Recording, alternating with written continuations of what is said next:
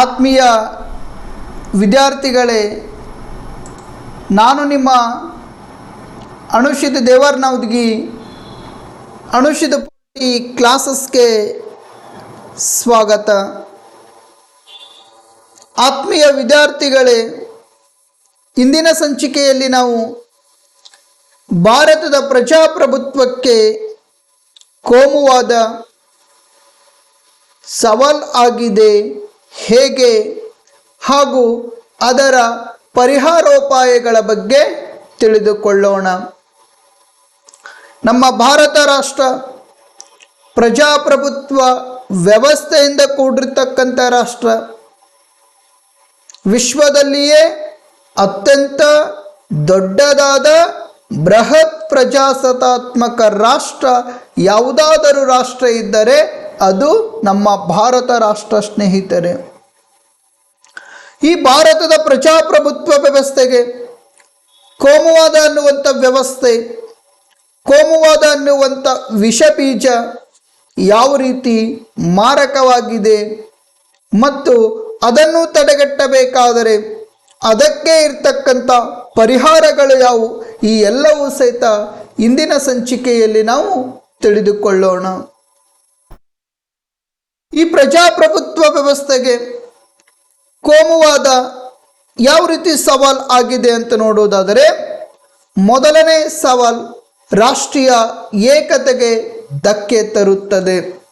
ಈ ಕೋಮುವಾದ ಅನ್ನುವಂಥ ವಿಷಬೀಜ, ಯಾವ ವಿಷಬೀಜ? ಈ ಕೋಮುವಾದ ಅನ್ನುವಂಥ ವಿಷಬೀಜ ಏನೈತಲ್ಲ, ಈ ವಿಷಬೀಜ ರಾಷ್ಟ್ರೀಯ ಏಕತೆಗೆ ಧಕ್ಕೆ ತರುತ್ತದೆ ಸ್ನೇಹಿತರೆ. ಯಾವ ರೀತಿ ರಾಷ್ಟ್ರದ ಏಕತೆಗೆ ಧಕ್ಕೆ ತರುತ್ತದೆ ಅಂತ ನೋಡುವುದಾದರೆ, ಭಾರತ ರಾಷ್ಟ್ರ ಹಲವಾರು ಧರ್ಮಗಳಿಂದ ಕೂಡಿರ್ತಕ್ಕಂಥ ರಾಷ್ಟ್ರವಾಗಿದೆ. ನಮ್ಮ ಭಾರತ ರಾಷ್ಟ್ರ ಹಲವಾರು ಧರ್ಮಗಳಿಂದ ಕೂಡಿರ್ತಕ್ಕಂಥ ರಾಷ್ಟ್ರವಾಗಿದೆ. ಆ ಧರ್ಮಗಳು ತನ್ನದೇ ಆಗಿರ್ತಕ್ಕಂಥ ಧಾರ್ಮಿಕ ಭಾವನೆಗಳನ್ನು ಒಳಗೊಂಡಿವೆ.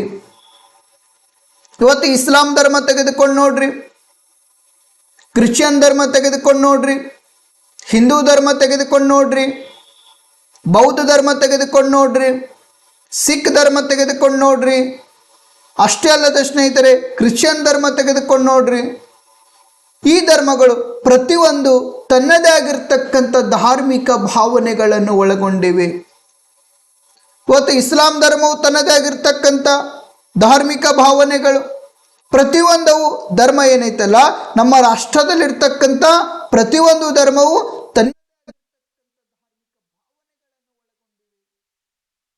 ತನ್ನದೇ ಆಗಿರ್ತಕ್ಕಂಥ ಆಚಾರಗಳಾಗಿರಬಹುದು, ವಿಚಾರಗಳಾಗಿರಬಹುದು, ನಡೆಯಾಗಿರಬಹುದು, ನುಡಿಯಾಗಿರಬಹುದು, ತಿನ್ನುವಂಥ ಆಹಾರ ಆಗಿರಬಹುದು.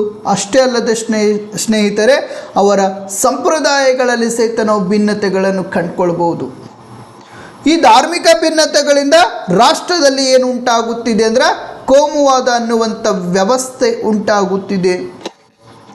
ಈ ಕೋಮುವಾದ ಏನೈತಲ್ಲ, ಈ ಕೋಮುವಾದ ರಾಷ್ಟ್ರದ ಏಕತೆಗೆ ಧಕ್ಕೆ ತರುತ್ತದೆ. ಅಷ್ಟೇ ಅಲ್ಲದೆ ರಾಷ್ಟ್ರದ ಸಮಗ್ರತೆಗೂ ಸಹಿತ ಧಕ್ಕೆ ತರುತ್ತದೆ. ರಾಷ್ಟ್ರದ ಏಕತೆ ಆಗಿರಬಹುದು, ರಾಷ್ಟ್ರದ ಸಮಗ್ರತೆಗೂ ಸಹಿತ ಧಕ್ಕೆ ತರುತ್ತದೆ. ಯಾವುದಪ್ಪ ಅಂದರೆ ಈ ಕೋಮುವಾದ ಅನ್ನುವಂಥ ವಿಷಬೀಜ.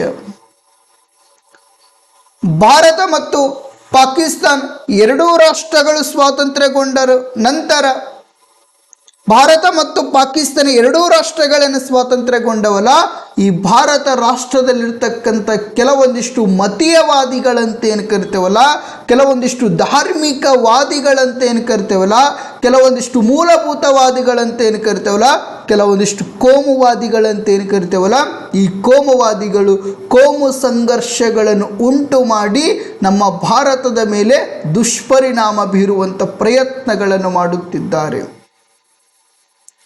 ಈ ಪಾಕಿಸ್ತಾನ್ ರಾಷ್ಟ್ರ 1947 ಆಗಸ್ಟ್ 14ರಂದು ಸ್ವಾತಂತ್ರ್ಯ ಪಡೆದುಕೊಂಡರೆ, ನಮ್ಮ ಭಾರತ ರಾಷ್ಟ್ರ 1947 ಆಗಸ್ಟ್ 15ರಂದು ಸ್ವಾತಂತ್ರ್ಯ ಪಡೆದುಕೊಂಡಿತು.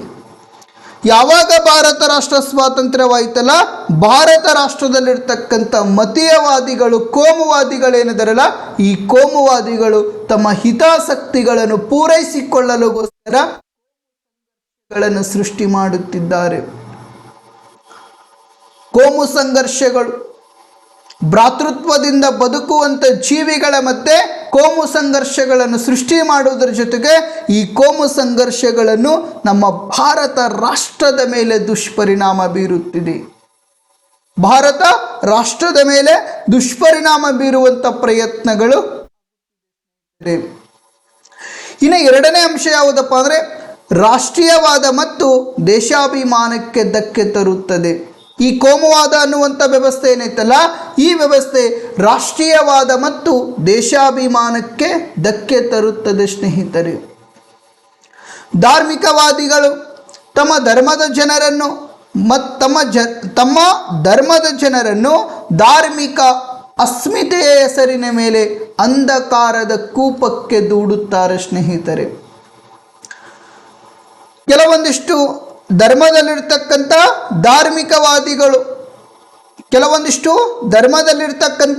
ಧಾರ್ಮಿಕವಾದಿಗಳೇನಿದಾರಲ್ಲ, ಈ ಧಾರ್ಮಿಕವಾದಿಗಳು ತಮ್ಮ ಧರ್ಮದ ಜನರನ್ನು ಧಾರ್ಮಿಕತೆಯ ಅಸ್ಮಿತೆಯ ಹೆಸರಿನ ಮೇಲೆ ತನ್ನ ಕಡೆ ಸೆಳೆಯುವುದರ ಮುಖಾಂತರ ಅವರಲ್ಲಿ ಅಂಧ ಅಭಿಮಾನವನ್ನು ಸೃಷ್ಟಿ ಮಾಡುವಂಥ ಪ್ರಯತ್ನಗಳನ್ನು ಮಾಡ್ತಾರೆ. ತಮ್ಮ ಧರ್ಮದ ಮೇಲೆ ಅಪಾರವಾದಂಥ ಅಭಿಮಾನವನ್ನು ಹೊಂದುವಂಥ ಪ್ರಯತ್ನ ಮಾಡ್ತಾರೆ.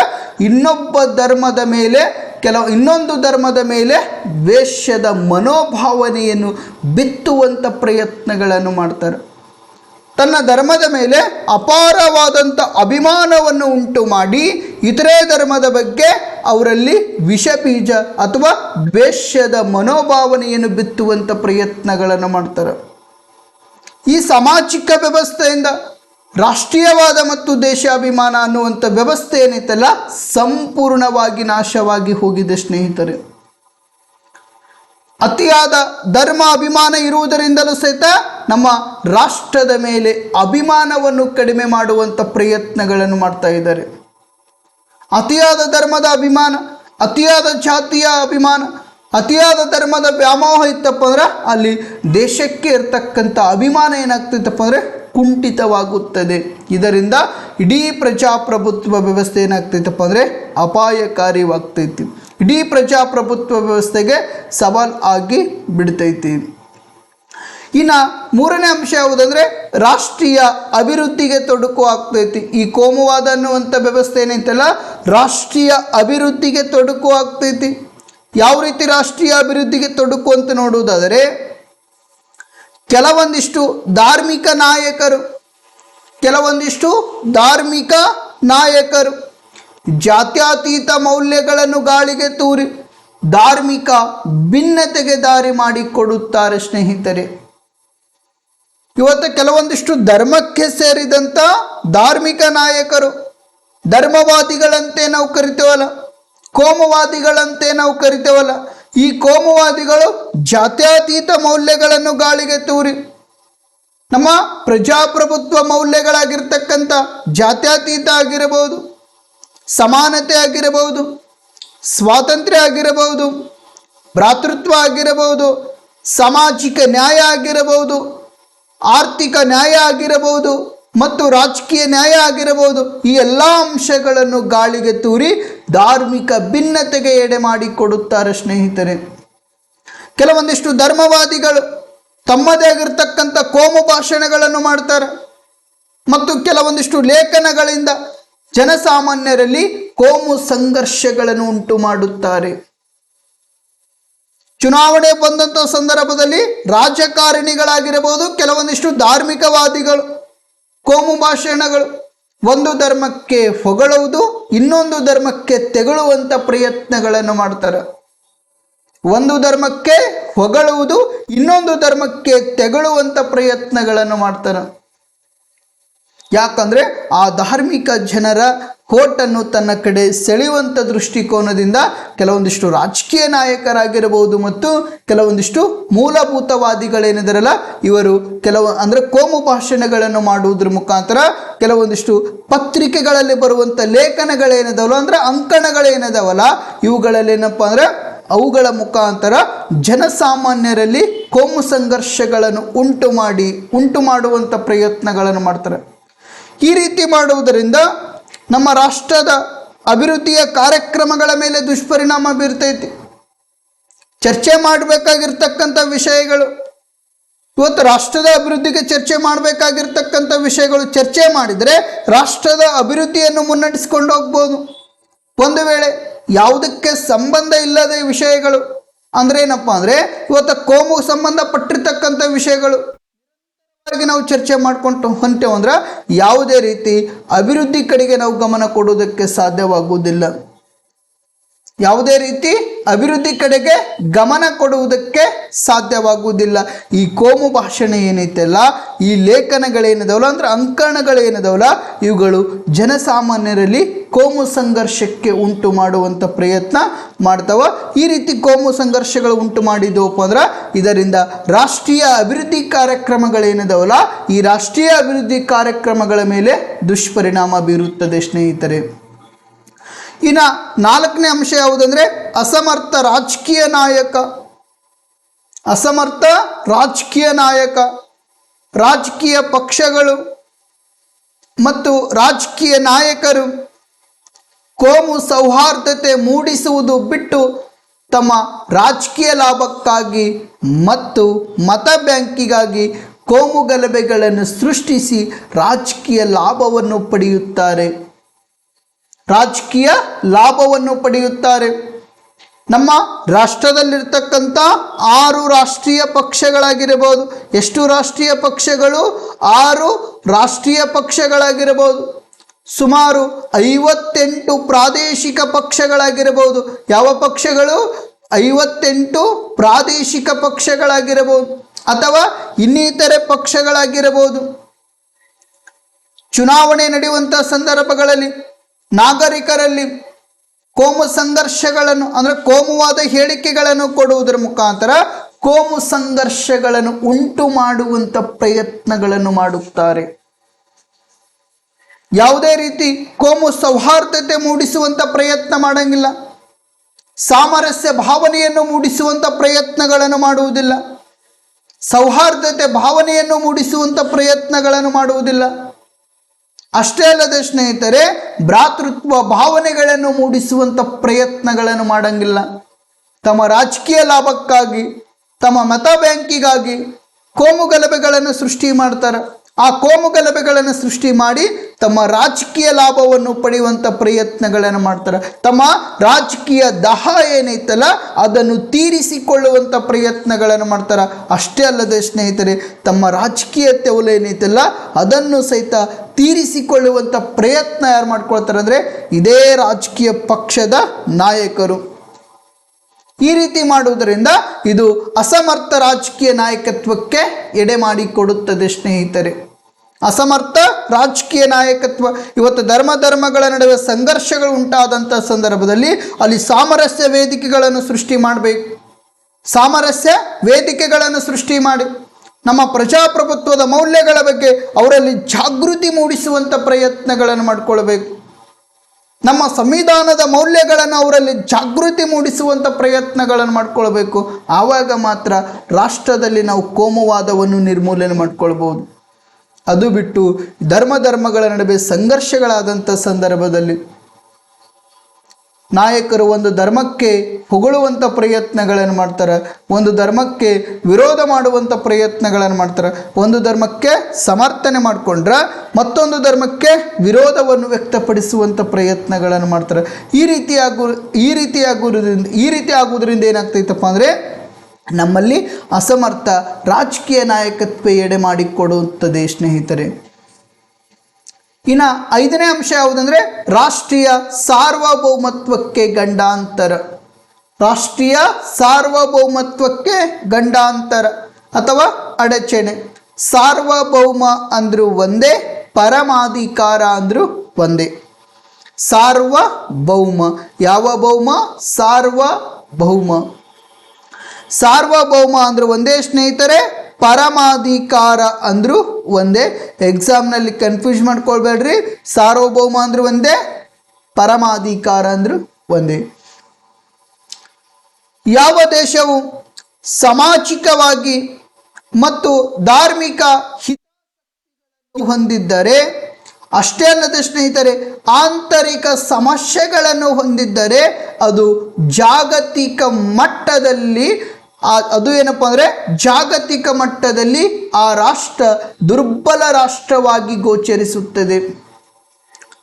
ಯಾವ ದೇಶ ಸಾಮಾಜಿಕ ನ್ಯೂನತೆಗಳಿಂದ ಕೂಡಿರುತ್ತದೆಯೋ, ಯಾವ ದೇಶ ಧಾರ್ಮಿಕ ನ್ಯೂನತೆಗಳಿಂದ ಕೂಡಿರುತ್ತದೆಯೋ, ಯಾವ ದೇಶದಲ್ಲಿ ಆಂತರಿಕ ಸಮಸ್ಯೆಗಳನ್ನು ಹೊಂದಿರುತ್ತದೆಯೋ ಅದು ಜಾಗತಿಕ ಮಟ್ಟದಲ್ಲಿ ಅಥವಾ ವಿಶ್ವ ಮಟ್ಟದಲ್ಲಿ ಏನಪ್ಪ ಅಂದ್ರೆ ಆ ರಾಷ್ಟ್ರ ದುರ್ಬಲ ರಾಷ್ಟ್ರವಾಗಿ ಗೋಚರಿಸುತ್ತದೆ ಸ್ನೇಹಿತರೆ.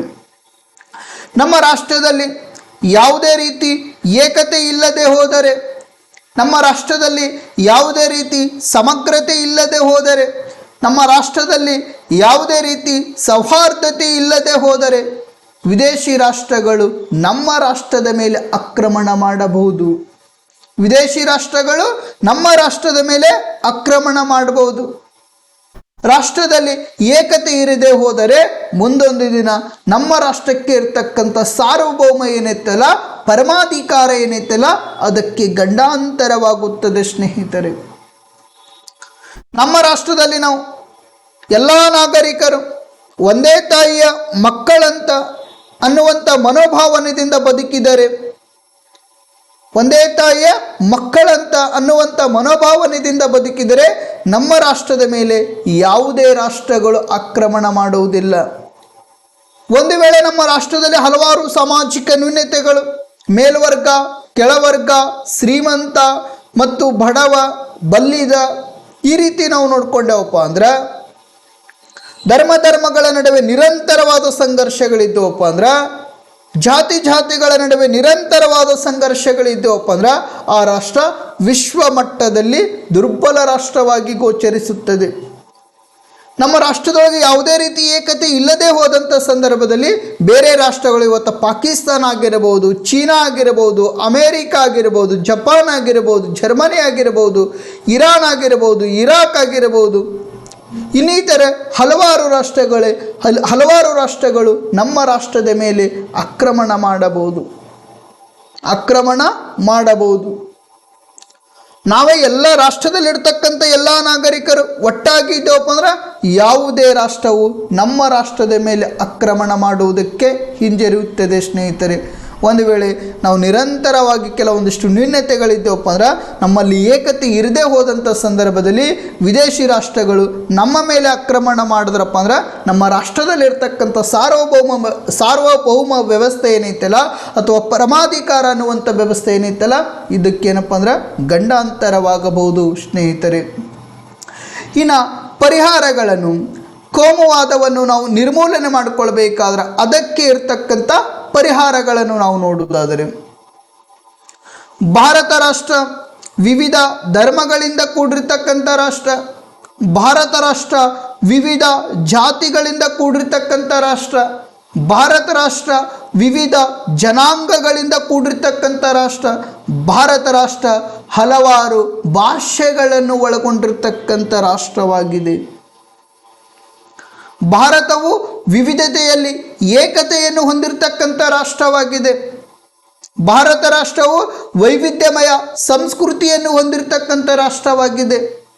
ಭಾರತ ರಾಷ್ಟ್ರ ಹಲವಾರು ಧರ್ಮಗಳನ್ನು ಒಳಗೊಂಡಿದ್ದರೂ ಸಹಿತ, ಹಲವಾರು ಜಾತಿಗಳನ್ನು ಒಳಗೊಂಡಿದ್ದರೂ ಸಹಿತ, ಹಲವಾರು ಜನಾಂಗಗಳನ್ನು ಒಳಗೊಂಡಿದ್ದರೂ ಸಹಿತ, ಹಲವಾರು ಭಾಷೆಗಳನ್ನು ಒಳಗೊಂಡಿದ್ದರೂ ಸಹಿತ, ಹಲವಾರು ಉಪಜಾತಿಗಳನ್ನು ಒಳಗೊಂಡಿದ್ದರೂ ಸಹಿತ ಭಾರತ ರಾಷ್ಟ್ರ ವಿವಿಧತೆಯಲ್ಲಿ ಏಕತೆಯನ್ನು ಹೊಂದಿರತಕ್ಕಂಥ ರಾಷ್ಟ್ರವಾಗಿದೆ. ಭಾರತ ರಾಷ್ಟ್ರ ವೈವಿಧ್ಯಮಯ ಸಂಸ್ಕೃತಿಯಿಂದ ಕೂಡಿರ್ತಕ್ಕಂಥ ರಾಷ್ಟ್ರವಾಗಿದೆ. ಭಾರತ ರಾಷ್ಟ್ರದಲ್ಲಿ ಬಹುಸಂಖ್ಯಾತರು ಹಿಂದೂ ಧರ್ಮದವರಿದ್ದರೂ ಸಹಿತ ಭಾರತ ರಾಷ್ಟ್ರ ತನ್ನ ಅಧಿಕೃತ ಧರ್ಮವನ್ನು ಹೊಂದಿಲ್ಲ ಸ್ನೇಹಿತರೆ. ಭಾರತ ರಾಷ್ಟ್ರದಲ್ಲಿ ಬಹುಸಂಖ್ಯಾತರ ಹಿಂದೂ ಧರ್ಮದವರು 80% ಭಾರತದಲ್ಲಿ ಯಾರದಾರಪ್ಪ ಅಂದ್ರೆ ಹಿಂದೂ ಧರ್ಮಕ್ಕೆ ಸೇರಿದಂಥ ನಾಗರಿಕರದಾರ. ಭಾರತ ರಾಷ್ಟ್ರದಲ್ಲಿ ಬಹುಸಂಖ್ಯಾತರು ಹಿಂದೂ ಧರ್ಮಕ್ಕೆ ಸೇರಿದಂಥ ನಾಗರಿಕರು ಇದ್ದರೂ ಸಹಿತ ಭಾರತ ರಾಷ್ಟ್ರ ಜಾತ್ಯತೀತ ರಾಷ್ಟ್ರವಾಗಿದೆ ಸ್ನೇಹಿತರೆ. ಭಾರತದ ಸಂವಿಧಾನದ ರಚನಾಕಾರರು ಸಂವಿಧಾನವನ್ನು ರಚನೆ ಮಾಡುವಂಥ ಸಂದರ್ಭದಲ್ಲಿ ಭಾರತ ರಾಷ್ಟ್ರವನ್ನು ಯಾವುದೇ ಧರ್ಮಕ್ಕೆ ಸೀಮಿತಗೊಳಿಸಲಾಗದೆ ಭಾರತವನ್ನು ಧರ್ಮ ನಿರಪೇಕ್ಷತೆ ಅನ್ನುವಂಥ ರಾಷ್ಟ್ರವನ್ನಾಗಿ ಘೋಷಣೆ ಮಾಡಿದರು. ಧರ್ಮ ನಿರಪೇಕ್ಷತೆ ಅನ್ನುವಂಥ ರಾಷ್ಟ್ರವನ್ನಾಗಿ ಘೋಷಣೆ ಮಾಡಿದರು. ಸಂವಿಧಾನದ ರಚನಾಕಾರರು ಏನಿದಾರಲ್ಲ, ಈ ಸಂವಿಧಾನದ ರಚನಾಕಾರರು ಭಾರತವನ್ನು ಯಾವುದೇ ಧರ್ಮಕ್ಕೆ ಸೀಮಿತಗೊಳಿಸಲಾಗದೆ ಭಾರತವನ್ನು ಧರ್ಮ ನಿರಪೇಕ್ಷತೆ ಅನ್ನುವಂಥ ವ್ಯವಸ್ಥೆಯನ್ನು ಅಳವಡಿಸಿಕೊಂಡರು ಸ್ನೇಹಿತರೆ. ಮುಂದೆ 1976ರಲ್ಲಿ ಭಾರತ ಸಂವಿಧಾನಕ್ಕೆ 42ನೇ ತಿದ್ದುಪಡಿ ಮಾಡುವುದರ ಮೂಲಕ ಶ್ರೀಮತಿ ಇಂದಿರಾ ಗಾಂಧಿ ಅವರು ಧರ್ಮ ನಿರಪೇಕ್ಷತೆ ಅನ್ನುವಂಥ ಪದ ತೆಗೆದುಹಾಕಿ ಭಾರತವನ್ನು ಜಾತ್ಯತೀತ ರಾಷ್ಟ್ರವನ್ನಾಗಿ ಅಳವಡಿಸಿಕೊಂಡ್ರು, ಘೋಷಣೆ ಮಾಡಿಕೊಂಡ್ರು. 1976ರಲ್ಲಿ ಭಾರತ ಸಂವಿಧಾನಕ್ಕೆ 42ನೇ ತಿದ್ದುಪಡಿ ಮಾಡುವುದರ ಮೂಲಕ ಈ ಧರ್ಮ ನಿರಪೇಕ್ಷತೆ ಅನ್ನುವಂಥ ಪದವನ್ನು ತೆಗೆದುಹಾಕಿ ಈ ಜಾತ್ಯತೀತ ಅನ್ನುವಂಥ ಪದವನ್ನು ನಮ್ಮ ಭಾರತ ಸಂವಿಧಾನದ ಪೂರ್ವ ಪೀಠಿಕೆ ಅಂತ ನಾವು ಕರಿತೇವಲ್ಲ, ಭಾರತ ಸಂವಿಧಾನದ ಪ್ರಸ್ತಾವನೆ ಅಂತ ನಾವು ಕರಿತೇವಲ್ಲ, ನಮ್ಮ ಸಂವಿಧಾನದ ಕೈಗನ್ನಡಿ ಅಂತ ನಾವು ಕರಿತೇವಲ್ಲ, ಈ ಕೈಗನ್ನಡಿಯಲ್ಲಿ ಜಾತ್ಯತೀತ ಅನ್ನುವಂಥ ಪದವನ್ನು ಶ್ರೀಮತಿ ಇಂದಿರಾ ಗಾಂಧಿಯವರು ಅಳವಡಿಸಿಕೊಂಡ್ರು. ಯಾವಾಗ ಅಳವಡಿಸಿಕೊಂಡ್ರು ಅಂದರೆ 1976ರಲ್ಲಿ ಅಳವಡಿಸಿಕೊಂಡ್ರು. ಭಾರತ ಸಂವಿಧಾನದ 42ನೇ ತಿದ್ದುಪಡಿ ಮಾಡುವುದರ ಮೂಲಕ ಸ್ನೇಹಿತರೆ. ಮೂಲ ಸಂವಿಧಾನದಲ್ಲಿ ಅಂದರೆ 1950 ಜನವರಿ 26ರಂದು ಏನು ಸಂವಿಧಾನ ಜಾರಿಗೆ ಬಂತಲ್ಲ, ಆ ಸಂವಿಧಾನ ಜಾರಿಗೆ ಬಂದಂಥ ಸಂದರ್ಭದಲ್ಲಿ ಸಂವಿಧಾನದ ಪೂರ್ವ ಪೀಠಿಕೆಯಲ್ಲಿ ಧರ್ಮ ನಿರಪೇಕ್ಷತೆ ಅನ್ನುವಂಥ ಆ ಪದವನ್ನು ತೆಗೆದುಹಾಕಿ ಸಂವಿಧಾನದ ಪೂರ್ವ ಪೀಠಿಕೆಯಲ್ಲಿ ಈ ಜಾತ್ಯತೀತ ಅನ್ನುವಂಥ ಪದವನ್ನು ಸೇರಿಸುವುದರ ಮೂಲಕ ಭಾರತ ರಾಷ್ಟ್ರವನ್ನು ಜಾತ್ಯತೀತ ರಾಷ್ಟ್ರವನ್ನಾಗಿ ಇನ್ನಷ್ಟು ಬಲಗೊಳಿಸುವಂಥ ಪ್ರಯತ್ನ ಯಾರು ಮಾಡಿಕೊಂಡ್ರಪ್ಪ ಅಂದರೆ ಭಾರತದ ಉಕ್ಕಿನ ಮಹಿಳೆಯಾಗಿರ್ತಕ್ಕಂಥ ಶ್ರೀಮತಿ ಇಂದಿರಾ ಗಾಂಧಿಯವರು ಮಾಡಿಕೊಂಡರು ಸ್ನೇಹಿತರೆ. 1950 ಜನವರಿ 26ರಂದು ಸಂವಿಧಾನ ಏನು ಜಾರಿಗೆ ಬಂತಲ್ಲ, ಆ ಸಂವಿಧಾನವನ್ನು ಜಾರಿಗೆ ತರುವುದರ ಮೂಲಕ ಸಂವಿಧಾನದ 25ರಿಂದ 28ನೇ ವಿಧಿಯ ಅನ್ವಯವಾಗಿ ರಾಷ್ಟ್ರದಲ್ಲಿರ್ತಕ್ಕಂಥ ಎಲ್ಲ ನಾಗರಿಕರಿಗೆ, ಇವತ್ತು ಹಿಂದೂ ಧರ್ಮಕ್ಕೆ ಸೇರಿದಂಥ ನಾಗರಿಕರಾಗಿರಬಹುದು, ಬೌದ್ಧ ಧರ್ಮಕ್ಕೆ ಸೇರಿದಂಥ ನಾಗರಿಕರಾಗಿರಬಹುದು, ಜೈನ ಧರ್ಮಕ್ಕೆ ಸೇರಿದಂಥ ನಾಗರಿಕರಾಗಿರಬಹುದು, ಪಾರ್ಸಿ ಧರ್ಮಕ್ಕೆ ಸೇರಿದಂಥ ನಾಗರಿಕರಾಗಿರಬಹುದು, ಸಿಖ್ ಧರ್ಮಕ್ಕೆ ಸೇರಿದಂಥ ನಾಗರಿಕರಾಗಿರಬಹುದು, ಕ್ರಿಶ್ಚಿಯನ್ ಧರ್ಮಕ್ಕೆ ಸೇರಿದಂಥ ನಾಗರಿಕರಾಗಿರಬಹುದು, ರಾಷ್ಟ್ರದಲ್ಲಿರ್ತಕ್ಕಂಥ ಪ್ರತಿಯೊಬ್ಬ ನಾಗರಿಕರಿಗೆ ಧಾರ್ಮಿಕ ಸ್ವಾತಂತ್ರ್ಯದ ಹಕ್ಕನ್ನು ಒದಗಿಸಿಕೊಡಲಾಗಿದೆ. ಧಾರ್ಮಿಕ ಸ್ವಾತಂತ್ರ್ಯದ ಹಕ್ಕನ್ನು ಭಾರತ ಸಂವಿಧಾನದ 25ನೇ ವಿಧಿಯಿಂದ 28ನೇ ವಿಧಿಯವರೆಗೆ ರಾಷ್ಟ್ರದಲ್ಲಿರ್ತಕ್ಕಂಥ ಎಲ್ಲ ನಾಗರಿಕರಿಗೆ ಧಾರ್ಮಿಕ ಹಕ್ಕನ್ನು ಒದಗಿಸಿಕೊಡಲಾಗಿದೆ. ಭಾರತ ಸಂವಿಧಾನದ 25ನೇ ವಿಧಿಯ ಅನ್ವಯವಾಗಿ ರಾಷ್ಟ್ರದಲ್ಲಿರ್ತಕ್ಕಂಥ ನಾಗರಿಕ, ಇವತ್ತು ಯಾವುದೇ ಜಾತಿಗೆ ಸೇರಿದಂಥ ನಾಗರಿಕ ಆಗಿರಬಹುದು, ಯಾವುದೇ ಧರ್ಮಕ್ಕೆ ಸೇರಿದಂಥ ನಾಗರಿಕ ತನ್ನ ಆತ್ಮ ಸಾಕ್ಷಿಗೆ ಸರಿ ಎನಿಸಿದಂಥ ಧರ್ಮವನ್ನು ಸ್ವೀಕರಿಸುವುದಕ್ಕೆ ಮುಕ್ತವಾಗಿ ಅವಕಾಶವನ್ನು ಒದಗಿಸಿಕೊಡಲಾಗಿದೆ.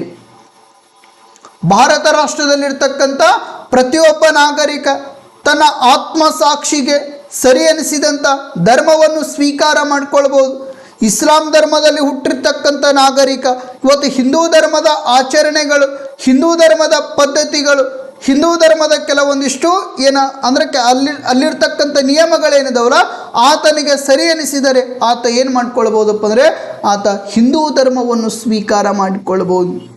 ಅಥವಾ ಹಿಂದೂ ಧರ್ಮದಲ್ಲಿರ್ತಕ್ಕಂಥ ನಾಗರಿಕ ಇಸ್ಲಾಂ ಧರ್ಮದಲ್ಲಿರ್ತಕ್ಕಂಥ ಆಚಾರ ವಿಚಾರ ಅಲ್ಲಿರ್ತಕ್ಕಂಥ ಪದ್ಧತಿಗಳು ಆತನಿಗೆ ಸರಿ ಎನಿಸಿದರೆ ಮುಕ್ತವಾಗಿ ಏನಪ್ಪ ಅಂದ್ರೆ ಇಸ್ಲಾಂ ಧರ್ಮವನ್ನು ಸ್ವೀಕಾರ ಮಾಡಿಕೊಳ್ಳುವುದಕ್ಕೆ ಅವಕಾಶವನ್ನು ಒದಗಿಸಿ ಕೊಡಲಾಗಿದೆ. ಎಷ್ಟನೇ ವಿಧಿಯ ಅನ್ವಯವಾಗಿಪ್ಪ ಅಂದರೆ ಭಾರತ ಸಂವಿಧಾನದ 25ನೇ ವಿಧಿಯ ಅನ್ವಯವಾಗಿ ಸ್ನೇಹಿತರೆ. ಪ್ರತಿಯೊಬ್ಬ ನಾಗರಿಕ ತನಗೆ ಬೇಕಾಗಿರ್ತಕ್ಕಂಥ ಧರ್ಮವನ್ನು ಸ್ವೀಕಾರ ಮಾಡಿಕೊಳ್ಳಬಹುದು. ನಮ್ಮ ಭಾರತದ ಸಂವಿಧಾನದ ಶಿಲ್ಪಿಯಾಗಿರ್ತಕ್ಕಂಥ ಡಾಕ್ಟರ್ BR ಅಂಬೇಡ್ಕರ್ ಅವರು ಹುಟ್ಟಿದ್ದು ಯಾವ ಧರ್ಮದಲ್ಲಿ? ಹಿಂದೂ ಧರ್ಮದಲ್ಲಿ ಹುಟ್ಟಿದ್ರು. ಡಾಕ್ಟರ್ BR ಅಂಬೇಡ್ಕರ್ ಅವರು ಹುಟ್ಟಿದ್ದು ಯಾವ ಧರ್ಮದಲ್ಲಿ? ಹಿಂದೂ ಧರ್ಮದಲ್ಲಿ ಹುಟ್ಟಿದ್ರು. ಅವರು ಸೇರಿದ್ದು ಯಾವ ಧರ್ಮಕ್ಕೆಪ್ಪ ಅಂದ್ರೆ ಬೌದ್ಧ ಧರ್ಮಕ್ಕೆ ಸೇರಿದರು. ಯಾವ ಧರ್ಮ? ಹಿಂದೂ ಧರ್ಮ. ಸೇರಿದ್ದು ಯಾವ ಧರ್ಮಪ್ಪ ಅಂದ್ರೆ ಬೌದ್ಧ ಧರ್ಮಕ್ಕೆ. ಆ ಬೌದ್ಧ ಧರ್ಮದಲ್ಲಿರ್ತಕ್ಕಂಥ ಆಚಾರಗಳಾಗಿರ್ಬೋದು, ಆ ಪದ್ಧತಿಗಳು ಅವರಿಗೆ ಸರಿ ಎನಿಸಿದವು. ಅದಕ್ಕಾಗಿ ಡಾಕ್ಟರ್ BR ಅಂಬೇಡ್ಕರ್ ಅವರು 1956 ಅಕ್ಟೋಬರ್ 14 1956 ಅಕ್ಟೋಬರ್ 14 ಬಾಬಾ ಸಾಹೇಬ್ ಅಂಬೇಡ್ಕರ್ ಅವರು ಹಿಂದೂ ಧರ್ಮವನ್ನು ತೊರೆದು ಬೌದ್ಧ ಧರ್ಮವನ್ನು ಸ್ವೀಕಾರ ಮಾಡಿದರು ಸ್ನೇಹಿತರು. ರಾಷ್ಟ್ರದಲ್ಲಿರ್ತಕ್ಕಂಥ ಪ್ರತಿಯೊಬ್ಬ ನಾಗರಿಕ ಏನಪ್ಪ ಅಂದರೆ ಭಾರತ ಸಂವಿಧಾನದ 25ನೇ ವಿಧಿಯ ಅನ್ವಯವಾಗಿ ತನ್ನ ಆತ್ಮಸಾಕ್ಷಿಗೆ ಸರಿ ಎನಿಸಿದಂಥ ಧರ್ಮವನ್ನು ಸ್ವೀಕಾರ ಮಾಡಿಕೊಳ್ಳುವುದಕ್ಕೆ ಅವಕಾಶವನ್ನು ಒದಗಿಸಿಕೊಡಲಾಗಿದೆ. ಅಷ್ಟೇ ಅಲ್ಲದೆ ಸ್ನೇಹಿತರೆ, ಭಾರತ ಸಂವಿಧಾನದ 26ನೇ ವಿಧಿಯ ಅನ್ವಯವಾಗಿ ಭಾರತ ಸಂವಿಧಾನದ ಧರ್ಮದ ನಾಗರಿಕರು ತನ್ನದೇ ಆಗಿರ್ತಕ್ಕಂಥ ಧಾರ್ಮಿಕ ಸಂಸ್ಥೆಗಳನ್ನು ಸ್ಥಾಪನೆ ಮಾಡಿಕೊಳ್ಳುವುದಕ್ಕೆ ಅವಕಾಶವನ್ನು ಒದಗಿಸಿಕೊಡಲಾಗಿದೆ. ತನ್ನದೇ ಆಗಿರ್ತಕ್ಕಂಥ ಧಾರ್ಮಿಕ ಟ್ರಸ್ಟ್ಗಳೇನಿದಾವಲ್ಲ ಈ ಟ್ರಸ್ಟ್ಗಳನ್ನು ಸಹಿತ ಸ್ಥಾಪನೆ ಮಾಡಿಕೊಳ್ಳುವುದಕ್ಕೆ ಮುಕ್ತವಾಗಿ ಅವಕಾಶವನ್ನು ಒದಗಿಸಿಕೊಡಲಾಗಿದೆ. ಯಾವ ವಿಧಿಯ ಅನ್ವಯವಾಗಿ ಅಂದರೆ 26ನೇ ವಿಧಿಯ ಅನ್ವಯವಾಗಿ ಸ್ನೇಹಿತರೆ. ಅಷ್ಟೇ ಅಲ್ಲದೆ ಸ್ನೇಹಿತರೆ, ಭಾರತ ಸಂವಿಧಾನದ 27ನೇ ವಿಧಿಯ ಅನ್ವಯವಾಗಿ ಭಾರತ ಸಂವಿಧಾನದ 27ನೇ ವಿಧಿಯ ಅನ್ವಯವಾಗಿ ತಮ್ಮ ಧರ್ಮವನ್ನು ಉನ್ನತಿಗಾಗಿ ವಂತಿಕೆಯನ್ನು ಪಡೆದುಕೊಳ್ಳುವಂಥ ಅವಕಾಶವನ್ನು ಒದಗಿಸಿಕೊಡಲಾಗಿದೆ. ವಂತಿಕೆಯನ್ನು ಪಡೆದುಕೊಳ್ಳುವುದಕ್ಕೆ ಮುಕ್ತವಾಗಿ ಅವಕಾಶವನ್ನು ಒದಗಿಸಿಕೊಡಲಾಗಿದೆ. ಯಾವುದೇ ರೀತಿಯ ಒತ್ತಾಯ ಪೂರ್ವಕವಾಗಿ ತೆಗೆದುಕೊಳ್ಳಂಗಿಲ್ಲ.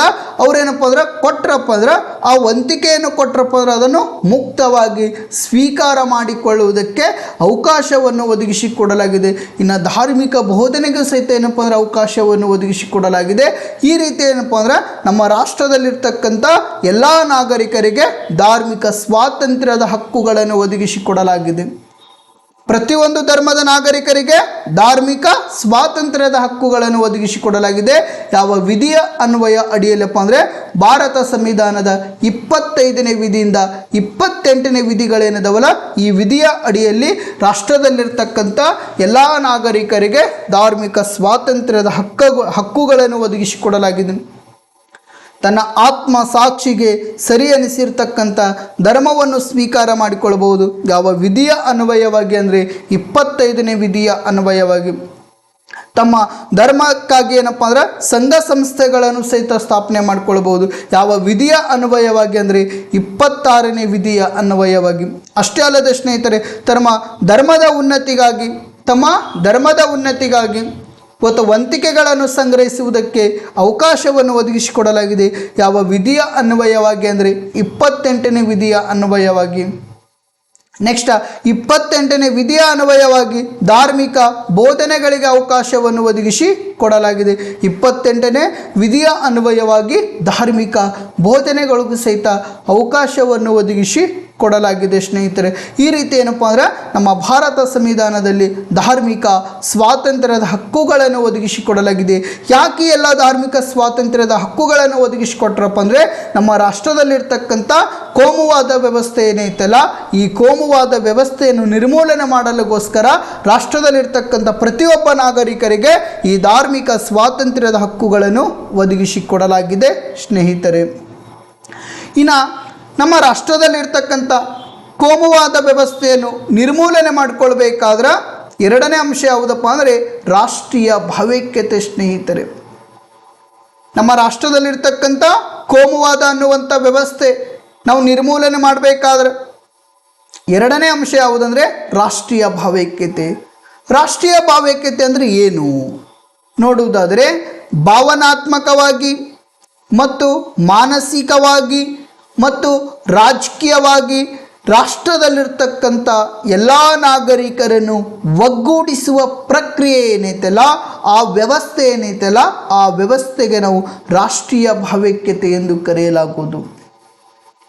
ರಾಷ್ಟ್ರದಲ್ಲಿರ್ತಕ್ಕಂಥ ಪ್ರತಿಯೊಬ್ಬ ನಾಗರಿಕ ಇವತ್ತು ಯಾವುದೇ ಧರ್ಮಕ್ಕೆ ಸೇರಿದಂಥ ನಾಗರಿಕ ಆಗಿರಬಹುದು, ಯಾವುದೇ ಜಾತಿಗೆ ಸೇರಿದಂಥ ನಾಗರಿಕನಾಗಿರಬಹುದು, ಯಾವುದೇ ಭಾಷೆಗೆ ಸೇರಿದಂಥ ನಾಗರಿಕನಾಗಿರಬಹುದು, ಅವರಲ್ಲಿ ಭಾವನಾತ್ಮಕವಾಗಿ, ಮಾನಸಿಕವಾಗಿ ಮತ್ತು ರಾಜಕೀಯವಾಗಿ ಒಗ್ಗೂಡಿಸುವಂಥ ಪ್ರಕ್ರಿಯೆ ಏನೈತಲ್ಲ, ಆ ಪ್ರಕ್ರಿಯೆಗೆ ರಾಷ್ಟ್ರೀಯ ಭಾವೈಕ್ಯತೆ ಎಂದು ಕರೆಯಲಾಗುವುದು. ಅತಿ ಹೆಚ್ಚು ಬಾರಿ 2 ಅಂಕಕ್ಕೆ ಕೇಳಿರ್ತಕ್ಕಂಥ ಪ್ರಶ್ನೆ ರಾಷ್ಟ್ರೀಯ ಭಾವೈಕ್ಯತೆ ಎಂದರೇನು ಅಂತ ಪ್ರಶ್ನೆ ಮಾಡಿದರೆ, ಭಾವನಾತ್ಮಕವಾಗಿ, ಮಾನಸಿಕವಾಗಿ ಮತ್ತು ರಾಜಕೀಯವಾಗಿ ರಾಷ್ಟ್ರದಲ್ಲಿರ್ತಕ್ಕಂಥ ಎಲ್ಲ ನಾಗರಿಕರನ್ನು ಒಗ್ಗೂಡಿಸುವಂಥ ಪ್ರಕ್ರಿಯೆ ಏನೈತಲ್ಲ, ಆ ಪ್ರಕ್ರಿಯೆಗೆ ರಾಷ್ಟ್ರೀಯ ಭಾವೈಕ್ಯತೆ ಎಂದು ಕರೆಯಲಾಗುವುದು. ಈ ರಾಷ್ಟ್ರೀಯ ಭಾವೈಕ್ಯತೆಯಿಂದ ಮಾತ್ರ ಪ್ರಜಾಪ್ರಭುತ್ವ ವ್ಯವಸ್ಥೆ ಯಶಸ್ವಿಯಾಗಿ ಮುನ್ನಡೆ ಸಾಗುತ್ತದೆ ಸ್ನೇಹಿತರೆ. ಭಾರತ ರಾಷ್ಟ್ರದಲ್ಲಿ ವಿವಿಧ ವರ್ಗಗಳ ನಡುವೆ ಸಾಮರಸ್ಯ ಮೂಡಿಸಲು ವಿವಿಧ ಸಂಸ್ಕೃತಿಗಳನ್ನು ಸಮಾನವಾಗಿ ಕಾಣುವುದು ಮತ್ತು ಸಾಮರಸ್ಯ ವೇದಿಕೆಗಳನ್ನು ಸಿದ್ಧಪಡಿಸುವುದು. ಭಾರತ ರಾಷ್ಟ್ರದಲ್ಲಿ ಹಲವಾರು ಧರ್ಮಗಳದಾವ, ಹಲವಾರು ಜಾತಿಗಳದಾವ, ಹಲವಾರು ಭಾಷೆಗಳನ್ನು ಕಂಡುಕೊಳ್ಳಬಹುದು ನಾವು. ಭಾರತ ರಾಷ್ಟ್ರದಲ್ಲಿ ಸುಮಾರು 5,000ಕ್ಕಿಂತ ಭಾರತ ರಾಷ್ಟ್ರದೊಳಗೆ ಏನಪ್ಪ ಅಂದ್ರೆ ಸುಮಾರು 5,000ಕ್ಕಿಂತ ಹೆಚ್ಚು ಜಾತಿಗಳನ್ನು ನಾವು ಕಂಡುಕೊಳ್ಳಬಹುದು. ಭಾರತ ರಾಷ್ಟ್ರದಲ್ಲಿ ಸುಮಾರು 5,000ಕ್ಕಿಂತ ಹೆಚ್ಚು ಭಾಷೆಗಳು. ನಮ್ಮ ಭಾರತ ಸಂವಿಧಾನದ ಭಾಗ 17 ಏನೈತಲ್ಲ, ಈ ಭಾಗ 17ರ ಅಡಿಯಲ್ಲಿ 22 ಅಧಿಕೃತ ಭಾಷೆಗಳನ್ನು ಸಹಿತ ಕಂಡುಕೊಳ್ಳಬಹುದು. ಎಷ್ಟು ಭಾಷೆಗಳು? 22 ಅಧಿಕೃತ ಭಾಷೆಗಳನ್ನು ಕಂಡುಕೊಳ್ಬೋದು. ಅಷ್ಟೇ ಅಲ್ಲದೆ ಸ್ನೇಹಿತರೆ, ಶಾಸ್ತ್ರೀಯ ಸ್ಥಾನಮಾನಗಳನ್ನು ಪಡೆದಿರ್ತಕ್ಕಂಥ ಭಾಷೆಗಳನ್ನು ಕಂಡುಕೊಳ್ಳಬಹುದು. ಅಷ್ಟೇ ಅಲ್ಲದೆ ಸ್ನೇಹಿತರೆ, ಸುಮಾರು 19,000ಕ್ಕಿಂತ ಹೆಚ್ಚು ಉಪಭಾಷೆಗಳನ್ನು ಸಹಿತ ಕಂಡುಕೊಳ್ಳಲಾಗುವುದು. ಭಾರತ ಸಂವಿಧಾನದ ಭಾಗ 17ರಲ್ಲಿ 22 ಅಧಿಕೃತ ಭಾಷೆಗಳು, ಇನ್ನು ಶಾಸ್ತ್ರೀಯ ಸ್ಥಾನಮಾನಗಳನ್ನು ಪಡೆದುಕೊಂಡಿರ್ತಕ್ಕಂಥ ಭಾಷೆಗಳನ್ನು ನೋಡ್ಕೊಳ್ತೇವೆ. ರಾಷ್ಟ್ರದಲ್ಲಿ ಸುಮಾರು 19,000ಕ್ಕಿಂತ ಹೆಚ್ಚು ಉಪಭಾಷೆಗಳನ್ನು ಸಹಿತ ನಾವು ಕಂಡುಕೊಳ್ಳಲಾಗುವುದು. ಈ ಜಾತಿಗಳ ಮಧ್ಯೆ, ಈ ಭಾಷೆಗಳ ಮಧ್ಯೆ ಮತ್ತು ಧರ್ಮಗಳ ಮಧ್ಯೆ ಕೆಲವೊಂದಿಷ್ಟು ಸಮಾನವಾದಂಥ ಕಾರ್ಯಕ್ರಮಗಳನ್ನು ಕಲ್ಪಿಸಿಕೊಡ್ಬೇಕು, ಸಮಾನವಾದಂಥ ಯೋಜನೆಗಳನ್ನು ಕಲ್ಪಿಸಿಕೊಡ್ಬೇಕು. ಅವರಲ್ಲಿ ಸಾಮರಸ್ಯವನ್ನು ಮೂಡಿಸಲುಗೋಸ್ಕರ ಕೆಲವೊಂದಿಷ್ಟು ಸಾಂಸ್ಕೃತಿಕ ಕಾರ್ಯಕ್ರಮಗಳನ್ನು ಹಮ್ಮಿಕೊಳ್ಬೇಕು. ಇವತ್ತು ಹಿಂದೂ ಮತ್ತು ಮುಸ್ಲಿಮರ ನಡುವೆ ಇರತಕ್ಕಂಥ ಸಂಘರ್ಷಗಳನ್ನು ನಾವು ಕಡಿಮೆ ಮಾಡಬೇಕಾದ್ರೆ, ಹಿಂದೂ ಮತ್ತು ಮುಸ್ಲಿಮರ ನಡುವೆ ಇರತಕ್ಕಂಥ ಸಂಘರ್ಷಗಳನ್ನು ನಾವು ಕಡಿಮೆ ಮಾಡಬೇಕಾದ್ರೆ ನಮ್ಮ ಸರ್ಕಾರಗಳು ಅವರಲ್ಲಿ ಸಾಮರಸ್ಯ ವೇದಿಕೆಗಳನ್ನು ಸಿದ್ಧಪಡಿಸಬೇಕು ಮತ್ತು ಭ್ರಾತೃತ್ವ ಭಾವನೆಯನ್ನು ಮೂಡಿಸುವಂಥ ಪ್ರಯತ್ನಗಳನ್ನು ಮಾಡಬೇಕು. ನಮ್ಮ ಸಂವಿಧಾನದ ಮೌಲ್ಯಗಳನ್ನು ತಿಳಿ ಹೇಳುವಂಥ ಪ್ರಯತ್ನಗಳನ್ನು ಮಾಡಬೇಕು. ನಾಟಕಗಳ ಮುಖಾಂತರ, ಚಿತ್ರಗಳ ಮುಖಾಂತರ ಆ ನಾಗರಿಕರಲ್ಲಿ ಭ್ರಾತೃತ್ವದ ಭಾವನೆಯನ್ನು ಮೂಡಿಸುವುದರ ಜೊತೆಗೆ ರಾಷ್ಟ್ರೀಯ ಭಾವೈಕ್ಯತೆಯನ್ನು ಸೃಷ್ಟಿ ಮಾಡುವಂಥ ಪ್ರಯತ್ನಗಳನ್ನು ಮಾಡಿಕೊಳ್ಬೇಕು. ಅಷ್ಟೇ ಅಲ್ಲದೆ ಸ್ನೇಹಿತರೆ, ಸಾಮರಸ್ಯ ವೇದಿಕೆಗಳನ್ನು ಸಿದ್ಧಪಡಿಸಬೇಕು. ವರ್ಷದಲ್ಲಿ ಏನಪ್ಪ ಅಂದ್ರೆ, ವರ್ಷದಲ್ಲಿ ವರ್ಷದಲ್ಲಿ ಒಂದು ಬಾರಿ ಆದರೂ ಮಾತ್ರ ಸಾಮರಸ್ಯ ವೇದಿಕೆಗಳನ್ನು ಸಿದ್ಧಪಡಿಸುವುದರ ಮುಖಾಂತರ ಆ ರಾಷ್ಟ್ರದಲ್ಲಿರ್ತಕ್ಕಂಥ ನಾಗರಿಕರಲ್ಲಿ ಇರ್ತಕ್ಕಂಥ ಭಿನ್ನತೆಯ ಭಾವನೆಗಳೇನಿದಾವಲ್ಲ ಅವುಗಳನ್ನು ಅಳೆದು ಅವರಲ್ಲಿ ರಾಷ್ಟ್ರೀಯ ಭಾವೈಕ್ಯತೆ ಭಾವನೆಯನ್ನು ಮೂಡಿಸುವಂಥ ಪ್ರಯತ್ನಗಳು ನಮ್ಮ ಸರ್ಕಾರಗಳು ಮಾಡಿಕೊಳ್ಳಬೇಕು ಸ್ನೇಹಿತರೆ. ಅಂದಾಗ ಮಾತ್ರ ನಮ್ಮ ರಾಷ್ಟ್ರದಲ್ಲಿರ್ತಕ್ಕಂಥ ಕೋಮುವಾದ ವ್ಯವಸ್ಥೆ ಏನೈತಲ್ಲ, ಈ ಕೋಮುವಾದ ವ್ಯವಸ್ಥೆಯನ್ನು ನಾವು ಏನು ಮಾಡ್ಕೊಳ್ಬಹುದಪ್ಪ ಅಂದರೆ ನಿರ್ಮೂಲನೆ ಮಾಡಿಕೊಳ್ಳಬಹುದು. ನಮ್ಮ ಭಾರತ ರಾಷ್ಟ್ರ ವೈವಿಧ್ಯಮಯ ಸಂಸ್ಕೃತಿಯಿಂದ ಕೂಡಿರ್ತಕ್ಕಂಥ ರಾಷ್ಟ್ರ. ಅಷ್ಟೇ ಅಲ್ಲದೆ ಸ್ನೇಹಿತರೆ, ನಾಗರಿಕರಲ್ಲಿ ರಾಷ್ಟ್ರೀಯ ಭಾವೈಕ್ಯತೆಯನ್ನು ಮೂಡಿಸಲುಗೋಸ್ಕರ 1961ರಲ್ಲಿ ರಾಷ್ಟ್ರೀಯ ಭಾವೈಕ್ಯತೆ ಮಂಡಳಿಯನ್ನು ಸ್ಥಾಪನೆ ಮಾಡಲಾಗಿದೆ. ರಾಷ್ಟ್ರೀಯ ಭಾವೈಕ್ಯತೆ ಮಂಡಳಿ ಅತಿ ಹೆಚ್ಚು ಬಾರಿ ಎಕ್ಸಾಮ್ನಲ್ಲಿ 1 ಅಂಕಕ್ಕೆ ಕೇಳಿರ್ತಕ್ಕಂಥ ಪ್ರಶ್ನೆ. ರಾಷ್ಟ್ರೀಯ ಭಾವೈಕ್ಯತೆ ಮಂಡಳಿ ಯಾವಾಗ ಸ್ಥಾಪನೆ ಮಾಡಲಾಯಿತು ಅಂತ ಪ್ರಶ್ನೆ ಮಾಡಿದರೆ 1961ರಲ್ಲಿ ಸ್ಥಾಪನೆ ಮಾಡಲಾಯಿತು. ಯಾತಕ್ಕಾಗಿ ರಾಷ್ಟ್ರೀಯ ಭಾವೈಕ್ಯತೆ ಮಂಡಳಿಯನ್ನು ಸ್ಥಾಪನೆ ಮಾಡಲಾಯಿತಪ್ಪ ಅಂದರೆ ರಾಷ್ಟ್ರದಲ್ಲಿರ್ತಕ್ಕಂಥ ಕೋಮುವಾದ ವ್ಯವಸ್ಥೆಯನ್ನು ನಿರ್ಮೂಲನೆ ಮಾಡಲಿಗೋಸ್ಕರ, ರಾಷ್ಟ್ರದಲ್ಲಿರ್ತಕ್ಕಂಥ ನಾಗರಿಕರಲ್ಲಿ ರಾಷ್ಟ್ರೀಯ ಭಾವೈಕ್ಯತೆಯನ್ನು ಮೂಡಿಸಲಿಗೋಸ್ಕರ, ರಾಷ್ಟ್ರದಲ್ಲಿರ್ತಕ್ಕಂಥ ನಾಗರಿಕರಲ್ಲಿ ರಾಷ್ಟ್ರಾಭಿಮಾನವನ್ನು ಮೂಡಿಸಲಿಗೋಸ್ಕರ, ಸೌಹಾರ್ದತೆ ಮನೋಭಾವನೆಯನ್ನು ಮೂಡಿಸಲಿಗೋಸ್ಕರ, ಸಾಮರಸ್ಯಗಳನ್ನು ಸೃಷ್ಟಿ ಮಾಡಲಿಗೋಸ್ಕರ, ಭ್ರಾತೃತ್ವ ಭಾವನೆಗಳನ್ನು ಅವರಲ್ಲಿ ಮೂಡಿಸಲಿಗೋಸ್ಕರ ಈ ರಾಷ್ಟ್ರೀಯ ಭಾವೈಕ್ಯತೆ ಮಂಡಳಿ 1961ರಲ್ಲಿ ರಚನೆ ಮಾಡಲಾಯಿತು ಸ್ನೇಹಿತರೆ. ಅಷ್ಟೇ ಅಲ್ಲದೆ ಸ್ನೇಹಿತರೆ, ರಾಷ್ಟ್ರೀಯ ರಕ್ಷಣಾ ಮಂಡಳಿಯನ್ನು ಸಹಿತ ಸ್ಥಾಪನೆ ಮಾಡಲಾಗಿದೆ. ರಾಷ್ಟ್ರೀಯ ರಕ್ಷಣಾ ಮಂಡಳಿ ಏನೈತಲ್ಲ, ಇದು ಸಹಿತ ರಾಷ್ಟ್ರದ ನಾಗರಿಕರಲ್ಲಿ ರಾಷ್ಟ್ರೀಯ ಭಾವೈಕ್ಯತೆಯನ್ನು ಮೂಡಿಸಲಿಗೋಸ್ಕರ ಈ ರಾಷ್ಟ್ರೀಯ ರಕ್ಷಣಾ ಮಂಡಳಿ ಸ್ಥಾಪನೆ ಮಾಡಿಕೊಳ್ಳಲಾಗಿದೆ. ಇನ್ನು 3ನೇ ಅಂಶ ಯಾವುದಪ್ಪ ಅಂದರೆ ನೆರೆಹೊರೆಯ ಶಾಂತಿ ಸಮಿತಿಗಳು. ರಾಷ್ಟ್ರದಲ್ಲಿರ್ತಕ್ಕಂಥ ಕೋಮುವಾದ ವ್ಯವಸ್ಥೆಯನ್ನು ನಾವು ನಿರ್ಮೂಲನೆ ಮಾಡಬೇಕಾದ್ರೆ, ತಡೆಗಟ್ಟಬೇಕಾದ್ರೆ, ನಿಷೇಧ ಮಾಡಬೇಕಾದ್ರೆ ನಾವೇನು ರಚನೆ ಮಾಡ್ಕೊಳ್ಬೇಕು? ನೆರೆಹೊರೆಯ ಶಾಂತಿ ಸಮಿತಿಗಳನ್ನು ರಚನೆ ಮಾಡಿಕೊಳ್ಬೇಕು. 1992 ಡಿಸೆಂಬರ್ 6ರಂದು ಅಯೋಧ್ಯೆಯಲ್ಲಿರ್ತಕ್ಕಂಥ ಬಾಬ್ರಿ ಮಸೀದಿಯನ್ನು ಧ್ವಂಸ ಮಾಡಿದರು ಸ್ನೇಹಿತರೆ. 1992 ಡಿಸೆಂಬರ್ 6ರಂದು ಬಾಬ್ರಿ ಮಸೀದಿಯನ್ನು ಧ್ವಂಸ ಮಾಡಿದ ನಂತರ ದೇಶಾದ್ಯಂತ ಕೋಮು ಗಲಭೆಗಳು ಹೆಚ್ಚಾದವು. ಯಾವಾಗ ಬಾಬ್ರಿ ಮಸೀದಿ ಧ್ವಂಸ ಮಾಡಿದ್ರಲ್ಲ, ಬಾಬ್ರಿ ಮಸೀದಿ ಧ್ವಂಸ ಮಾಡಿದ ನಂತರ ಇಡೀ ರಾಷ್ಟ್ರಾದ್ಯಂತ ಕೋಮು ಗಲಭೆಗಳು ಹೆಚ್ಚಾದವು. ಈ ಕೋಮು ಗಲಭೆಗಳನ್ನು ನಿಯಂತ್ರಿಸಲು ಸರ್ಕಾರಕ್ಕೆ ಸಾಧ್ಯವಾಗಲಿಲ್ಲ. ಸರ್ಕಾರ ವಿಫಲವಾದವು. ಆ ಸಂದರ್ಭದಲ್ಲಿ ವಿವಿಧ ಧರ್ಮಗಳಿಗೆ ಸೇರಿದ ವ್ಯಕ್ತಿಗಳನ್ನು ಒಟ್ಟುಗೂಡಿ ನೆರೆಹೊರೆ ಶಾಂತಿ ಸಮಿತಿಗಳನ್ನು ರಚನೆ ಮಾಡಿದರು ಸ್ನೇಹಿತರು. ಯಾವಾಗ ಸರ್ಕಾರಕ್ಕೆ ನಿಯಂತ್ರಣ ಮಾಡಲು ಸಾಧ್ಯವಾಗಲಿಲ್ಲಲ್ಲ, ಆ ಸಂದರ್ಭದಲ್ಲಿ ಸರ್ಕಾರ ಏನಪ್ಪ ಅಂದ್ರೆ ವಿವಿಧ ಧರ್ಮಗಳಿಗೆ ಸೇರಿದಂಥ ಗಣ್ಯಾತೀತ ವ್ಯಕ್ತಿಗಳನ್ನು ಒಟ್ಟುಗೂಡಿಸಿ, ಇವತ್ತು ಇಸ್ಲಾಂ ಧರ್ಮದಲ್ಲಿರ್ತಕ್ಕಂಥ ಗಣ್ಯಾತೀತ ವ್ಯಕ್ತಿಗಳು, ಹಿಂದೂ ಧರ್ಮದಲ್ಲಿರ್ತಕ್ಕಂಥ ಗಣ್ಯಾತೀತ ವ್ಯಕ್ತಿಗಳು, ಬೌದ್ಧ ಧರ್ಮದಲ್ಲಿರ್ತಕ್ಕಂಥ ಗಣ್ಯಾತೀತ ವ್ಯಕ್ತಿಗಳು, ಪ್ರತಿಯೊಂದು ಧರ್ಮದಲ್ಲಿರ್ತಕ್ಕಂಥ ಗಣ್ಯಾತೀತ ವ್ಯಕ್ತಿಗಳನ್ನು ಒಟ್ಟುಗೂಡಿಸಿ ಅವರ ನೇತೃತ್ವದಲ್ಲಿ ನೆರೆಹೊರೆಯ ಶಾಂತಿ ಸಮಿತಿಗಳನ್ನು ರಚನೆ ಮಾಡಿಕೊಂಡ್ರು. ಶಾಂತಿ ಸಮಿತಿಗಳು, ಯಾವ ಶಾಂತಿ ಸಮಿತಿಗಳಪ್ಪ ಅಂದ್ರೆ ನೆರೆಹೊರೆಯ ಶಾಂತಿ ಸಮಿತಿಗಳನ್ನು ರಚನೆ ಮಾಡಿಕೊಂಡ್ರು. ಈ ನೆರೆಹೊರೆಯ ಶಾಂತಿ ಸಮಿತಿಗಳ ಕಾರ್ಯಗಳೇನೆಂದರೆ ಕೋಮು ಹಿಂಸಾಚಾರಗಳನ್ನು ನಡೆಯದ ರೀತಿಯಲ್ಲಿ ನೋಡಿಕೊಳ್ಳುವುದು. ರಾಷ್ಟ್ರದೊಳಗೆ ಯಾವುದೇ ಪ್ರದೇಶದಲ್ಲಿ, ಯಾವುದೇ ಭಾಗದಲ್ಲಿ ಯಾವುದೇ ರೀತಿಯ ಕೋಮು ಹಿಂಸಾಚಾರಗಳನ್ನು ನಡೆಯದ ಹಾಗೆ ಮುಂಜಾಗ್ರತೆ ಕ್ರಮಗಳನ್ನು ಕೈಗೊಳ್ಳುವುದು. ಒಂದು ವೇಳೆ ಯಾವುದಾದರೂ ಪ್ರದೇಶಗಳಲ್ಲಿ ಕೋಮು ಗಲಭೆಗಳು ಉಂಟಾದರೆ ಅಂತಹ ಸಂದರ್ಭದಲ್ಲಿ ಆ ಪ್ರದೇಶಕ್ಕೆ ಭೇಟಿ ಕೊಡುವುದರ ಮೂಲಕ ಅವರಲ್ಲಿ ಶಾಂತಿ ಭಾವನೆಯನ್ನು ಮೂಡಿಸುವುದು, ಅವರಲ್ಲಿ ಭ್ರಾತೃತ್ವ ಭಾವನೆಯನ್ನು ಮೂಡಿಸುವುದು, ಅವರಲ್ಲಿ ಸಾಮರಸ್ಯ ಭಾವನೆಗಳನ್ನು ಮೂಡಿಸುವಂಥ ಪ್ರಯತ್ನಗಳನ್ನು ಮಾಡಿಕೊಳ್ಬೇಕು. ಜಾತಿಗಳ ನಡುವೆ ಸಂಘರ್ಷಗಳು ಉಂಟಾದರೆ, ಧರ್ಮಗಳ ನಡುವೆ ಸಂಘರ್ಷಗಳು ಉಂಟಾದರೆ ಅಂತಹ ಸಂದರ್ಭದಲ್ಲಿ ಆ ನೆರೆಹೊರೆಯ ಶಾಂತಿ ಸಮಿತಿಗಳಲ್ಲಿ ಇರ್ತಕ್ಕಂಥ ಸದಸ್ಯರೇನಿದಾರಲ್ಲ ಅವರಲ್ಲಿ ಸಾಮರಸ್ಯಗಳನ್ನು ಮೂಡಿಸುವಂಥ ಭಾವನೆಯನ್ನು ಮಾಡಿಕೊಳ್ಬೇಕು.